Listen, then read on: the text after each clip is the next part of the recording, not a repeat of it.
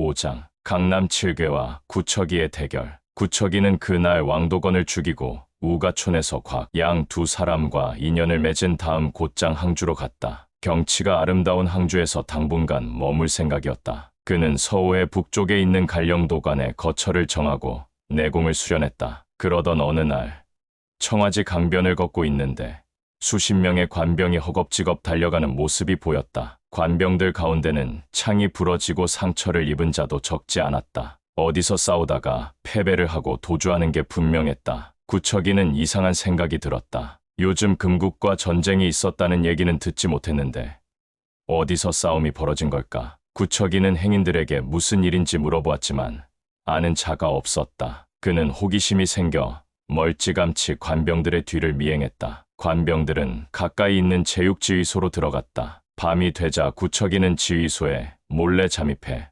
병사 한 명을 붙잡아 으슥한 골목으로 끌고 갔다. 곤히 자다가 영문도 모른 채 끌려온 병사는 우가촌의 곽소천과 양철심을 잡으러 간 일을 사실대로 털어놓았다. 구척이는 가슴이 철렁 내려앉았다. 병사의 말을 들어보니 소천은 이미 목숨을 잃었고 양철심은 중상을 입은 채 행방불명됐는데 역시 10중 8구 죽었을 거라고 했다. 그리고 두 사람의 아내는 생사를 알 수 없다고 했다. 구척이는 비통한 심정을 가눌 길이 없었다. 그러나 병사는 단지 명령에 따랐을 뿐이니 그에게 화풀이를 할 수도 없는 노릇이었다. 구척이는 그에게 다그쳐 물었다. 너희들의 상관이 누구냐? 병사는 숨길 이유가 없었다. 지휘관은 단천덕이라고 합니다. 구척이는 병사를 놓아주고 다시 지휘소로 잠입해 단천덕을 찾았으나 그곳에 없었다. 다음 날 아침 지휘소 앞에서 끔찍한 광경이 벌어졌다. 높은 깃대 위에 사람의 머리 하나가 걸렸는데 놀랍게도 곽소천의 것이었다. 구척이는 가슴이 찢어지고 분노가 치밀어 이를 부드득 갈았다. 내 그를 위해 복수하지 않으면 어찌 사내대장구라 할 수 있겠는가? 그는 다시 밤이 되기를 기다렸다. 깃대 위로 올라가 곽소천의 머리를 거두어 서호변에 잘 묻어주었다. 그는 연달아 이틀이나 지휘소에 잠입했지만 단천덕을 찾아내지 못했다. 그래서 사흘째 되는 날은 아예 지휘소 대문 앞에서 큰 소리로 외쳤다. 단천덕은 어디 있느냐? 썩 나오지 못하겠느냐? 단천덕은 소천의 머리가 사라진 일로 마침 이평을 신문하던 참이었는데 밖에서 고함 소리가 들려오자 창밖을 살펴보았다. 도사 한 명이 병사 둘을 구타하며 행패를 부리고 있었다. 성이 난 단천덕은 대뜸 칼을 뽑아 들고 밖으로 뛰쳐나가며 고함쳤다. 이놈이 미쳤나?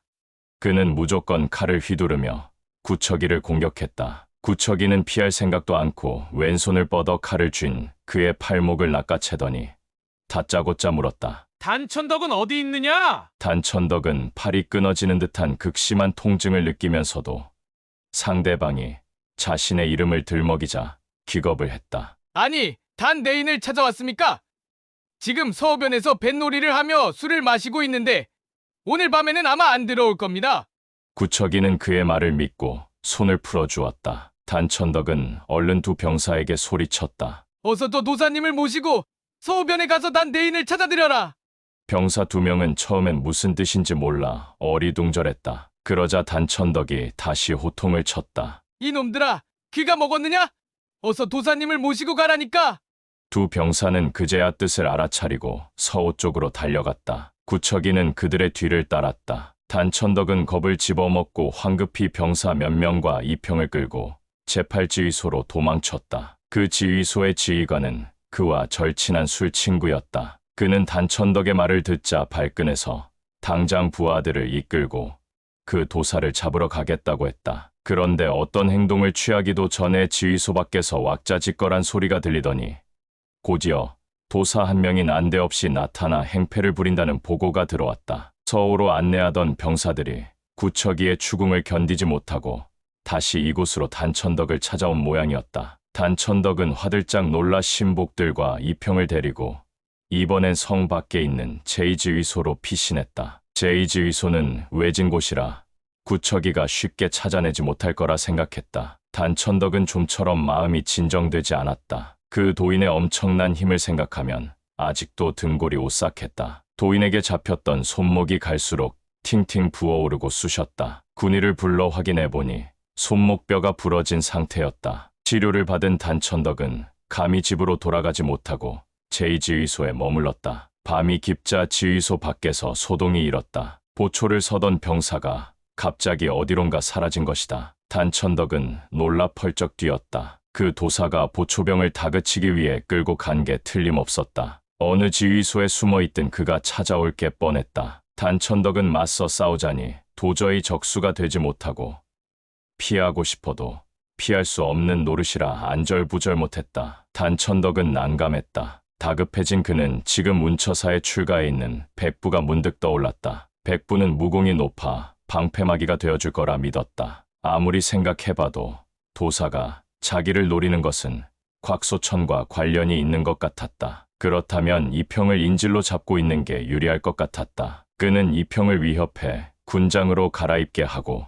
뒷문을 통해 주랭랑을 쳤다. 그는 어둠을 뚫고 간신히 운처사에 도착했다. 그의 백부는 출가한 지 오래되었다. 버포는 고목으로 운처사의 주지였다. 고목은 출가하기 전에 군관이었는데 소림파의 지류인 선화파의 무공을 전수받았다. 그는 단천덕의 사람 됨됨이를 못마땅하게 여겨 왕래하지 않았다. 그런 그에게 단천덕이 한밤중에 헐레벌떡 찾아오자 냉랭하게 물었다. 무슨 일로 온 거냐? 단천덕은 백부가 금인을 뼈저리게 미워하고 있다는 걸 잘 알고 있었다. 만약 금병들과 함께 소천을 잡으러 간 사실을 털어놓으면 보나마나 자기를 죽이려 할 게 뻔했다. 그래서 운처사로 오는 도중 이미 거짓말을 꾸며놓았다. 백부의 심상치 않은 태도에 그는 얼른 무릎을 꿇고 머리를 조아렸다. 절 못살게 구는 자가 있습니다. 좀 도와주십시오. 고목은 그의 말을 믿지 않았다. 내가 남을 괴롭히지 않으면 다행인데 누가 널 못살게 굴겠느냐? 단천덕은 아주 진지한 표정으로 애원했다. 고약한 도사 하나가 절 죽이려고 혈안이 되어 있습니다. 자꾸 하신 아버님을 봐서라도 절 살려주십시오. 고목은 그가 하도 애걸복걸하자 물었다. 그 도사가 왜 널 죽이려 하느냐? 단천덕은 자신을 형편없이 말해야 믿어줄 것 같아 얼른 대답했다. 죄송합니다.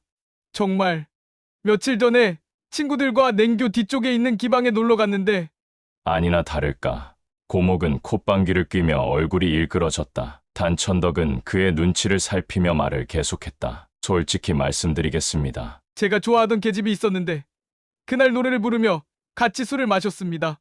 그러던 중 도인 하나가 불쑥 들어와 그녀의 노래가 듣기 좋다면서 막무가내로 끌고 가려 했습니다. 고목은 눈을 부라렸다. 무슨 소리 한 거냐? 도인이 왜 그런 지저분한 곳에 가겠느냐? 단천덕은 천연덕스럽게 말했다. 글쎄 말입니다. 저도 어서 나가라고 호통을 쳤습니다. 한데 그 도사가 어찌나 사나운지 대뜸 저더러 죽을 날이 멀지 않았는데 육갑을 떤다고 욕을 하는 겁니다. 고목은 눈살을 찌푸렸다. 죽을 날이 멀지 않았다니 무슨 말이냐? 금군이 고쳐 들어와서 우리 병사들을 모조리 죽여버릴 거라고 떠벌려대는 겁니다.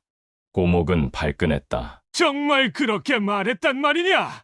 네, 그렇다니까요. 제가 그냥 듣고 무시해버렸어야 했는데 성질이 나서 따지고 들었습니다. 만약 금군이 쳐들어온다면 우리 모두 목숨을 걸고 끝까지 싸울 테니 절대지지 않을 거라고 반박했습니다. 고목은 그 말이 마음에 들었는지 연신 고개를 끄덕였다. 못된 조카 녀석이 이제야 철이 들었는지 난생 처음 듣는 옳은 소리였다. 단천덕은 그가 고개를 끄덕이자 내심 쾌재를 부르며 계속 말을 주워 섬겼다. 결국 언쟁이 벌어지고 서로 맞붙게 됐는데 그 고약한 도사가 어찌나 무공이 센지 도저히 대적할 수가 없었습니다. 전 주랭랑을 쳤고 그놈은 계속 쫓아왔어요. 그래서 백부님께 도움을 청하러 온 겁니다. 고목은 냉정하게 거절했다. 난 속세를 떠난 사람이다. 기방에서 벌어진 그런 추잡한 일에 끼어들고 싶지 않다. 단천덕은 애원했다. 백부님만이 절 구해줄 수 있습니다. 다신 기방에 가지 않겠습니다. 고목은 마음이 약해졌다. 게다가 단천덕이 말한 그 도인이 괘씸한 생각이 들어 마지못해 청을 들어주기로 했다. 좋아. 당분간 이곳에 몸을 숨기도록 해라. 그 대신 말썽을 부리면 안 된다. 단천덕은 이제야 살았구나 싶어 연신 머리를 조아리며 대답했다. 네, 여부가 있겠습니까? 염려 마십시오. 고목은 절로 한숨이 나왔다. 무관이란 자가 이렇게 형편없으니 금군이 정말 쳐들어오면 무슨 수로 이길 수 있겠느냐? 이평은 단천덕에게 하도 협박을 받아 주눅이 들어 있었다. 그냥 한쪽에 쪼그리고 앉아 그의 거짓말을 들으면서도 감히 입도 뻥긋하지 못했다. 이날 저녁 무렵에 지객승이 헐레벌떡 달려와 고목에게 알렸다. 밖에 어느 도인이 나타나단 단천덕을 내놓으라고 난립니다. 고목은 즉시 단천덕을 불러왔다. 단천덕은 잔뜩 겁을 먹었다. 네, 맞아요. 그놈이 맞아요. 도대체 어느 문파의 제자인데 그렇게 흉악하단 말이냐? 어디서 굴러온 놈인지 알 수가 없어요. 아무튼 무지막지한 놈이니 단단히 혼을 내서 쫓아버려야 해요. 좋아, 내가 가보겠다. 고목은 바로 대전 밖으로 걸어 나갔다. 이때 구척이는 대전 안으로 들어오려 하고 승려들은 그를 가로막으며 실랑이를 벌이고 있었다. 고목은 얼른 앞으로 나가 구척이의 팔을 슬쩍 밀면서 내공을 사용했다. 그를 강제로 밀어낼 생각이었다. 한데 고목이 전개한 내공은 마치 손뭉치에 부딪혀 연기처럼 흩어지듯 아무런 힘도 쓰지 못했다. 아, 뿔싸. 고목이 심상치 않음을 깨닫고 내공을 거두려 했을 땐 이미 늦었다. 그의 몸은 반탄지력에 의해 뒤로 튕겨나갔다. 그는 쿵 하고 등을 재단에 부딪혔고 그 충격으로 재단 위에 놓여있던 향로와 초대가 와르르 바닥에 떨어졌다. 고목은 크게 놀랐다. 지무한 공력으로 미루어 예사 도인이 아니었다. 그는 합장의 예를 취하며 물었다. 도장께서 무슨 일로 폐사를 찾아왔습니까? 구척이가 당당한 목소리로 대답했다. 단천덕이란 못된 녀석을 잡으러 왔소이다. 고목은 그의 적수가 못 된다는 것을 알고 점잖게 말했다. 줄가이는 자비를 근본으로 삼아야 하는데 무슨 일인지 잘 모르지만 웬만하면 노여움을 풀고 참으시죠. 구척이는 그의 말을 무시하고 성큼성큼 대전 안으로 들어갔다. 그러나 단천덕이 이평을 끌고 이미 밀실로 숨은 뒤였다. 구척이는 남의 사찰을 함부로 뒤질 수 없어 냉소를 짓더니 순순히 물러갔다. 단천덕은 그제야 밀실에서 기어나왔다. 고목은 화가 잔뜩 나 있었다. 흉악한 도사라니. 그가 사정을 봐주지 않았다면 난 이미 목숨을 잃었을 거다. 단천덕은 계속 우겼다. 그 고약한 도사는 금국이 보낸 자일 겁니다. 아니면 왜 군관인 날 노리겠습니까? 지객승이 다시 와서 보고했다. 그 도인은 떠났습니다. 고목이 물었다. 뭐라고 하더냐? 지객승이 기어들어가는 목소리로 대답했다. 우리가 단시주를 내놓지 않으면 가만두지 않겠답니다. 고목은 성난 표정으로 단천덕을 쳐다보았다. 내 말이 사실인지 아닌지는 따지지 않겠다. 아무튼 그자는 무공이 워낙 뛰어나 내가 붙잡히면 살아남지 못할 것이다. 그는 잠시 생각을 굴리더니 다시 입을 열었다. 여기 있으면 넌 무사하지 못할 거야. 내 사제 초목 대사의 무공이라면 널 지켜줄 수 있을지도 모르니 어서 법화사로 가서 초목 대사를 만나봐라. 단천덕은 고목이 시키는 대로 할 수밖에 별 도리가 없었다. 그는 고목이 써준 서한을 들고 곧장 배를 타고 가흥 법화사로 향했다. 초목대사는 그의 수하 중의 여자가 끼어 있다는 사실을 알 미만무했다. 사형의 친필 서한이 있으니 단천덕을 받아주기로 했다. 결국 구척이는 단천덕을 추적해 법화사에까지 나타났다. 그는 뒤뜰에서 이평을 발견하곤 곧바로 뛰어들어갔다. 그러자 단천덕이 이평을 끌고 지하 밀실로 숨어버렸다. 구척이는 포석약도 법화사에 있을 거라고 생각해 초목을 다그쳤다. 초목이 아무리 해명해도 구척이는 믿지 않았다. 결국 실랑이가 벌어졌다. 구척이가 무공을 전개하자 초목은 적수가 되지 못한다는 것을 알고 신분이 두터운 강남 칠교에게 도움을 청할 양으로 구척이와 취설루에서 만나기로 약속을 정한 것이다. 구척이의 그 커다란 구리 항아리도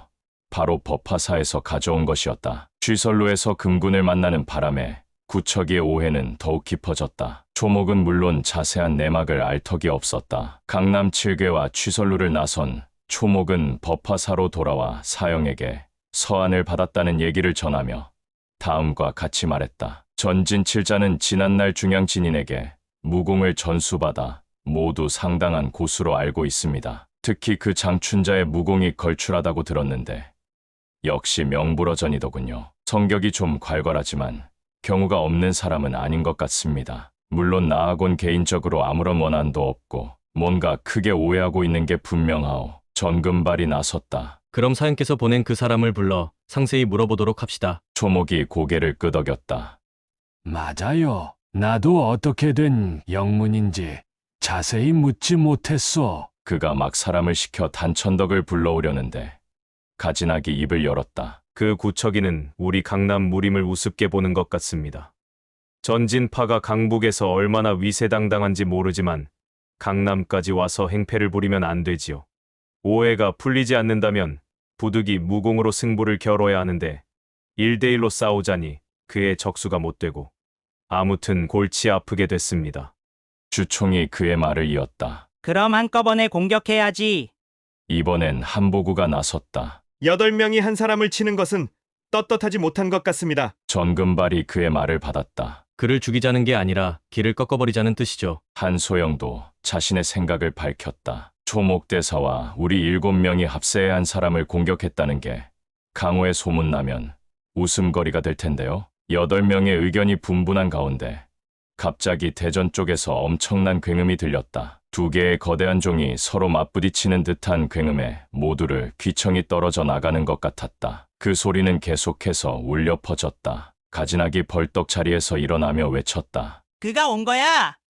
8사람은 일제히 대전 쪽으로 달려갔다. 알고 보니 구척이가 구리 항아리로 대전 위에 걸려있는 범종을 두드리고 있었던 것이다. 어찌나 세게 두드리던지 구리 항아리는 이미 금이 가 있었다. 강남 7괴는 구척이가 원래 이렇게 무례한 사람이 아니라는 걸 알 리 없었다. 구척이는 단천덕이 계속 달아나자 분노가 극에 달했고 평상시 금군에 대한 증오심이 드디어 폭발하고 만 것이다. 7괴 역시 구척이가 아나무인으로 설치자 참을 수가 없었다. 한보구가 먼저 소리쳤다. 누이, 우리가 먼저 공격하자. 그는 한소영의 사촌 오빠인데 성질이 아주 급했다. 말을 내뱉자마자 대뜸 허리에 차고 있던 금용편을 뽑아 쥐었다. 그리고 구리 항아리를 들고 있는 구척이의 오른손을 겨냥해 질풍노도처럼 채찍을 휘둘렀다. 한소영도 동시에 장검을 뽑아 들고 구척이의 등을 공격했다. 구척이는 앞뒤에서 협공을 당하면서도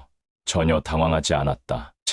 구척이는 항아리로 금용편을 맞고 몸을 한쪽으로 기울여 한소영의 일검을 피했다. 옛날 오나라와 월나라는 원한이 깊었다. 갖은 수모를 겪은 월왕 구천은 와신상담하며 복수의 칼을 갈았다. 그러나 오왕 휘하에는 손자병법에 능통한 오자서라는 명장이 있어 도저히 승산이 없었다. 월왕 구천이 낙심하고 있던 차에 하루는 한 미모의 소녀가 찾아왔는데 검법이 절묘하기 그지없었다. 구천은 크게 기뻐하며 그녀에게 군사훈련을 맡겨 결국 오나라를 멸망시킬 수 있었다. 가흥은 그 당시 오나라와 월나라의 접경으로 치열한 전쟁이 많이 벌어진 곳이었다. 이 월나라 소녀가 구사한 월여검법은 바로 그때부터 전해 내려온 것이다. 당나라 마렵에 이르러 함영주라는 검술의 명인이 월여검법을 새롭게 보완해 강호에 널리 알렸고 한소영은 이 검법을 연마해 월여검이란 벼로를 얻었다. 몇 초씩을 교환하자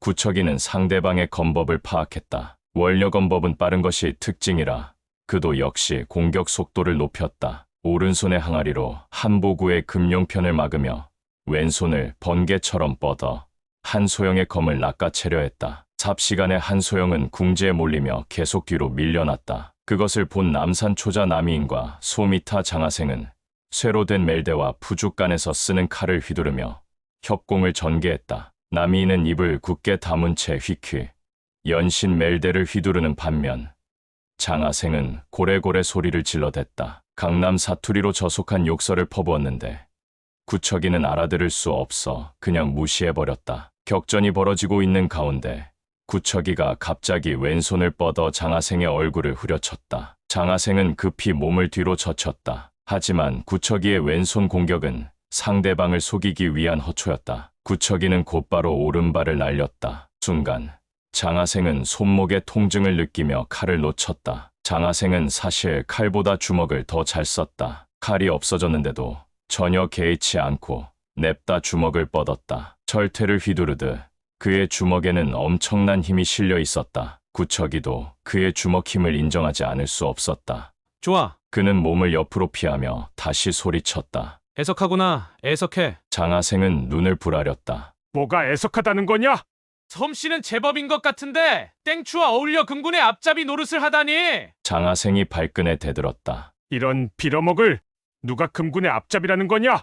그는 다시 연거푸 주먹을 뻗었다. 구척이는 몸을 뒤로 살짝 피하며 항아리로 그의 주먹을 막았다. 치땡땡. 둔탁한 금속성이 울리며 장하생의 주먹은 항아리에 적중됐다. 주총은 자기 쪽에서 네 사람이 나섰는데도 기선을 제압하지 못하자 전금발에게 손짓을 보냈다. 그것을 신호로 두 사람도 측면 공격을 전개했다. 전금발의 무기는 큼지막한 쇠저울이었다. 저울대는 철봉으로 사용하고 한쪽 끝에 매달린 고리가 갈퀴 역할을 했다. 그리고 한쪽 끝에 매달린 연자추가 또 하나의 무기가 되었다. 다시 말해 저울 하나로 세 가지 무기를 사용하는 셈이었다. 주총의 특기는 혈도를 노리는 점혈수법이었다. 기름종이가 너덜너덜한 부채의 부채살은 순강으로 되어 있어 혈도를 찍는데 안성맞춤이었다. 그는 여러 가지 무기가 난무하는 가운데 구척이의 혈도만 노렸다. 구척이의 구리 항아리는 훌륭한 방패가 되었다. 항아리를 전후좌우로 마구 휘두르자 6명은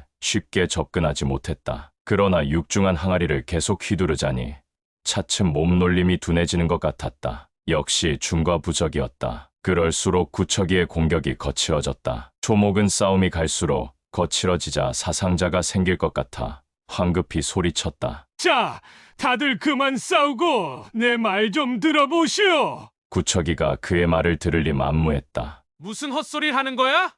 야따! 그는 기합을 내지르며 장하생의 어깨를 향해 일장을 내갈겼다. 천외비산. 그가 전개한 일장은 초식이 독특하고 빠르기가 이를 데 없어 장하생이 도저히 피할 수 없을 것 같았다. 초목이 흠칫 놀라 외쳤다. 안 돼! 구척이는 시간을 끌수록 자신에게 불리하다는 것을 알고 있었다. 게다가 상대방은 아직 두 사람이나 더 남아 있었다. 속전속결을 할 수밖에 없었다. 겨우 빈틈을 찾아 결정적인 일장을 전개했으나 상대의 사정을 봐줄 리 만무했다. 장하생은 몸이 무쇠처럼 단단했다. 그는 구척이의 일장을 피할 수 없다는 것을 알고 이를 악물며 기합을 토해냈다. 온몸의 기를 어깨로 끌어모아 상대방의 일장을 정면으로 받았다. 우두두 뼈 으스러지는 소리가 들리며 장하생의 입에서 나직한 신음이 새어나왔다. 어깨뼈가 부러진 것이다. 주총은 소스라치게 놀라 잽싸게 부채를 떨쳐 구척이의 선기열을 찔렀다. 이 1초씩은 방어를 무시한 저돌적인 공격이었다. 부상을 입은 다섯째가 또다시 공격을 당할까봐 무조건 구척이를 밀어붙인 것이다. 구척이로선 일단 부채의 예봉을 피해야만 했다. 그러자 다른 무기들이 빗발치듯 그에게 집중 공격을 퍼부었다. 순간 전금발의 입에서 놀란 외침이 터져나왔다. 상대방이 저울추를 낚아챈 것이다. 구척이가 저울추를 냅다 끌어당기자 전금발은 힘에 부쳐 앞으로 한자가량 끌려갔다. 구척이는 항아리를 비스듬히 휘둘러 남인과 주종의 공격을 막으며 맨손으로 전금발의 정수리를 내리쳤다. 한보구와 한소영은 대경실색하며 일제히 몸을 솟구쳤다. 두 가지 무기가 구척이의 면상을 향해 질풍처럼 날아갔다. 구척이는 피하지 않을 수 없었다. 전금발은 그 틈을 타서 얼른 몸을 뒤로 뺐다. 죽음 직전에서 간신히 살아난 그의 등줄기에는 식은땀이 흘렀다. 비록 목숨은 부지했지만 구척이가 피하면서 걷어찬 발길질의 옆구리를 맞아 뼈가 으스러지는 고통과 함께 쓰러지고 말았다. 초목은 원래 나서지 않으려 했다. 그러나 자신을 도우러 온 친구들이 하나둘 부상을 입자 넓은 승복 소매를 떨치며 시커먼 단목으로 구척이의 옆구리를 찍었다. 구척이는 신중하게 상대했다. 저 화상도 점혈수법에 능하군. 공력도 심우하고. 한편 가진아기 다섯째와 여섯째 사제가 부상을 입은 것을 알고 철봉을 들어 올려 막 앞으로 나서려는데 전금발이 소리쳤다. 대형, 암기를 날려요. 진, 다음은 소과. 그가 소리치자 휘퀴 두 개의 암기가 구척이의 양미간과 사타구니를 향해 날아갔다. 마름의 꽃잎처럼 생긴 암기였다. 앞을 못 보는 맹인이 이렇게 정확히 암기를 날리다니 구척이는 그저 놀랄 따름이었다. 물론 옆에서 누가 복희 64괴의 방해에 따라 위치를 알려준다고는 하지만 불가사의한 일이 아닐 수 없었다. 구척이는 항아리로 암기를 막아내며 소리 없이 감탄했다. 엄청난 힘이군. 이때 한시 오누이와 주총, 남이는 모두 한쪽으로 물러났고 전금발이 계속 소리쳤다. 이번엔 중부. 또이. 좋아요. 놈은 지금 명예에 있어요. 그가 방위를 외치고 가진하게 암기를 날리는 것은 10여 년 넘게 함께 호흡을 맞춰온 결과였다. 6 오누이 중에서 오직 정금발만이 대형의 눈을 대신해 줄 수 있었다. 가진은 마치 직접 눈으로 본 듯 삽시간에 10여 개의 암기를 발출했다. 구척이는 암기를 막느라 계속 뒤로 물러나 반격할 새가 없었다. 그렇다고 쉽사리 암기에 당할 그도 아니었다. 한대 정금발의 외침, 소리가 갈수록 작아졌다. 간간이 신음도 섞여 나왔다. 통증이 심해지는 것 같았다. 그리고 장하생은 죽었는지 살았는지 아무 소리도 들리지 않았다. 정금발의 외침이 다시 들려왔다. 동인을 가진학은 이번엔 그의 말에 따르지 않았다. 순간 그의 손에서 4개의 암기가 날아갔다. 2개는 동인 방위의 우측인 절과 손을 노리고 또 다른 2개의 암기는 동인 방위 좌측의 품과 이를 겨냥해 쏜살같이 뻗쳐갔다. 구척이는 왼쪽으로 미끄러지면서 동인 방위를 피했다. 동시에 2 사람의 비명이 들렸다. 구척이는 오른쪽 어깨에 암기를 맞았다. 손 위치를 겨냥해 날린 암기는 뜻밖에도 한소영의 등에 꽂혔다. 가진학은 상황을 정확히 파악하고 황급히 소리쳤다. 7째 3회, 어서 이리 와! 한소영은 대형이 사용하는 암기에 무서운 독이 묻어 있다는 것을 알기 때문에 얼른 그에게 달려갔다. 가진학은 누런 알약을 꺼내 그녀의 입에 넣어주며 말했다. 뒤뜰로 가서 움직이지 말고 땅바닥에 엎드려 있어. 좀 이따 내가 가서 치료해 줄게. 한소영이 냅다 달려가자 가진학이 다시 소리쳤다. 뛰지 마. 천천히 걸어. 한소영은 이내 자신의 실수를 깨달았다. 중독된 상태에서 뛰어가면 혈액순환이 빨라져 독이 금방 온몸으로 퍼진다. 그녀는 천천히 뒤뜰로 걸음을 옮겼다. 구척이는 암기를 맞았지만 별다른 통증을 느끼지 못해 다시 주총, 초목과 맞붙었는데 가진학이 한소영에게 뛰지 말라고 외치자 비로소 상처 부위가 뻐근하게 저려오는 것 같았다. 구척이는 가슴이 철렁 내려앉았다. 아뿔싸. 나도 중독되었구나. 더 이상 싸운다는 것은 무리였다. 즉시 주먹을 휘두르며 남이인의 얼굴을 공격했다. 남이인은 무쇠로 만든 멜대를 치켜들어 방어 태세를 취했다. 한데 구척이는 주먹을 거둘 생각은 하지 않고 오히려 기압을 내질렀다. 그의 주먹이 멜대에 적중했다. 쟁 하는 금속성이 들리며 멜대는 땅바닥에 떨어졌고 남이인의 소나기는 찢어져 피가 흘러나왔다. 다급해진 구척이가 진력을 다해 주먹을 뻗은 탓이다. 남이인은 내상을 입고 비틀거리며 울컥 피를 토해냈다. 구척이는 또 한 사람에게 부상을 입혔지만 어깨 쪽지가 갈수록 뻐근해져 항아리의 무게를 감당하기 벅찼다. 그는 대가릴성하며 왼쪽 다리를 뻗었다. 그러자 한보구는 잽싸게 뒤로 몸을 피했다. 이를 본 구척이가 소리쳤다. 어딜 도망가느냐? 그는 재빨리 항아리를 던져 그에게 뒤집어 씌웠다. 한보구가 다시 몸을 피하기에는 이미 때가 늦었다. 그는 기겁을 하며 본능적으로 2 팔로 머리를 감싸고 몸을 움츠렸다. 거대한 항아리가 정확히 그에게 씌워졌다. 구척이는 항아리를 버리자마자 검을 뽑아 쥐고 몸을 솟구쳤다. 그가 노린 것은 범종을 매달아 놓은 굵은 사슬이었다. 챙!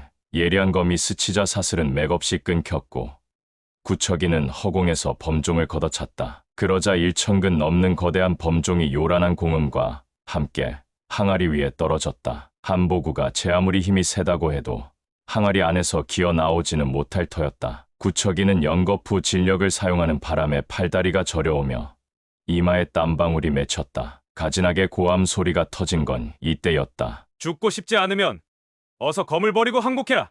강남 7궤 중 가진학과 주총 2 사람만이 부상을 입지 않았다. 가진학은 상대방이 도망가도록 내버려둘 수 없어 철봉을 움켜쥔 채 대문을 가로막았다. 구척이는 독이 더 이상 퍼지기 전에 이곳을 떠나는 게 상수라고 여겨 이내 문 쪽으로 몸을 날리며 장검을 떨쳤다. 가진학은 예민한 청각으로 검을 막았다. 구척이는 하마터면 검을 놓칠 뻔했다. 저 장님의 내공이 엄청 심오하군. 그럼 공력이 나보다 한 수 위란 말인가? 다시 검을 전개해 상대방과 몇 수 교환하고 난 구척이는 그제야 비로소 어깨의 부상으로 공력이 줄어든 사실을 깨달았다. 그는 즉시 검을 왼손에 옮겨 쥐고 터득한 이래 한 번도 사용해보지 못한 검법을 구사했다. 바로 동기검법이었다. 이 동기검법은 상대방과 죽음을 같이 하겠다는 뜻의 동기어진에서 따온 이름이다. 구척이는 죽을 각오를 했다. 독이 계속 퍼지는 상태에서 고수 셋을 상대하는 것은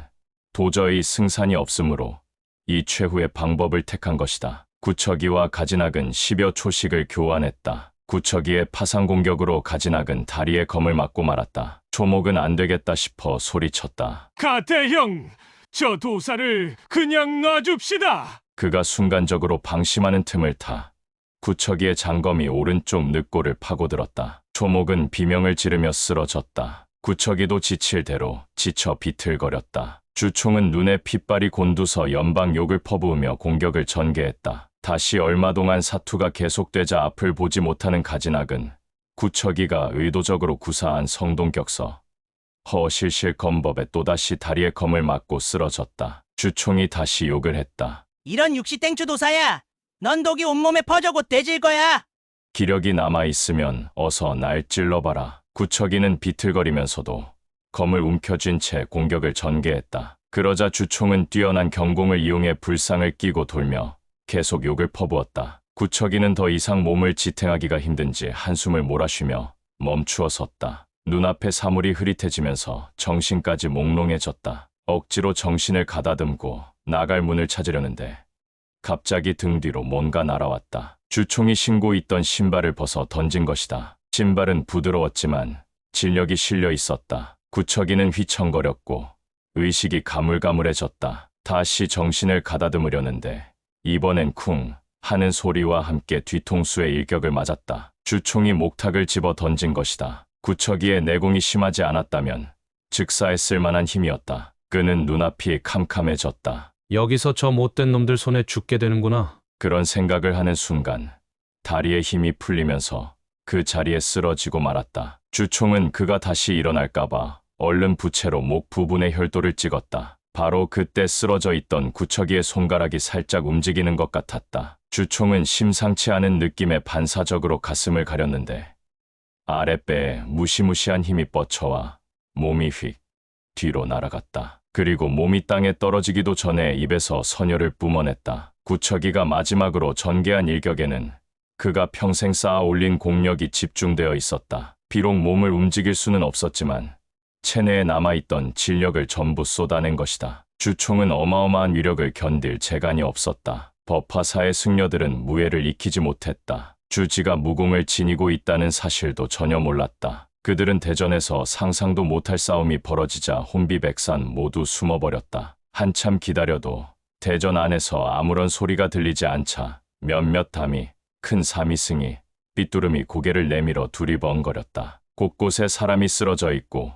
온통 피투성이인 광경을 보고 대경실색한 승려들은 비명을 질러대며 단천덕을 찾아갔다. 단천덕은 줄곧 지하 밀실에 숨어 있었는데 사미승들의 말을 듣자 속으로 쾌재를 불렀다. 그래도 행여 구척이가 살아있을까봐 사미승을 시켜 그 도사가 죽었는지 확인해보라고 했다. 사미승이 다시 돌아와 도사가 바닥에 쓰러져 움직이지 않는다는 보고를 받고 서야 마음이 놓여 이평을 끌고 대전으로 갔다. 그는 우선 구척이를 발로 툭툭 걷어차 봤다. 구척이는 가느다랗게 신음을 하며 아직 숨이 끊어지지 않은 상태였다. 단천덕은 대뜸 칼을 뽑아들고 소리쳤다. 이런 빌어먹을 놈!